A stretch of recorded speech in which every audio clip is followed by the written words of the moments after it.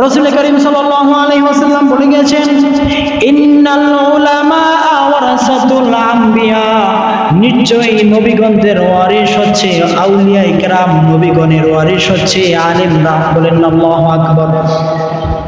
নবী রাসূল বর্তমান পৃথিবীতে নাই, অতএব ইসলামটা কিভাবে চলবে, ইসলামের দাওয়াত কারা দিবে? এই জন্য নবীজি জানিয়ে দিলেন, ইন্নাল উলামা ওয়ারাসাতুল আম্বিয়া, নবীর ওয়ারিস হচ্ছে আউলিয়া ইকরাম, হক্কানি আলেমগণ। এরাই হচ্ছে নবীর ওয়ারিস, অর্থাৎ এরাই হচ্ছে নায়েবে নবী।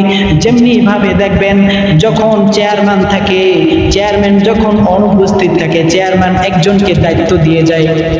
চেয়ারম্যান যাকে দায়িত্ব দিয়ে যায়, যাকে দায়িত্ব দেয়, তিনি যেভাবে আমাদেরকে হুকুম দেয় আমরা তার কথাকেই মানি, অর্থাৎ তাকেই আমরা চেয়ারম্যান হিসেবে বিবেচনা করি।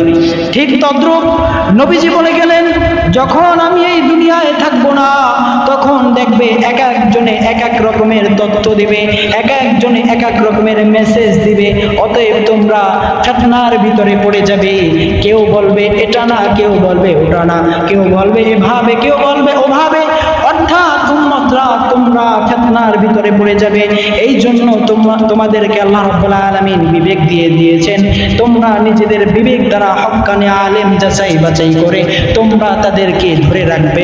ইন্নাল উলামা ওয়ারাসাতুল আম্বিয়া, নবীজি নিজেই বলে দিলেন, তোমরা হক্কানি আলেম, হক্কানি পীর, হক্কানি মুর্শিদদেরকে ধরো। বলেন না সুবহানাল্লাহ।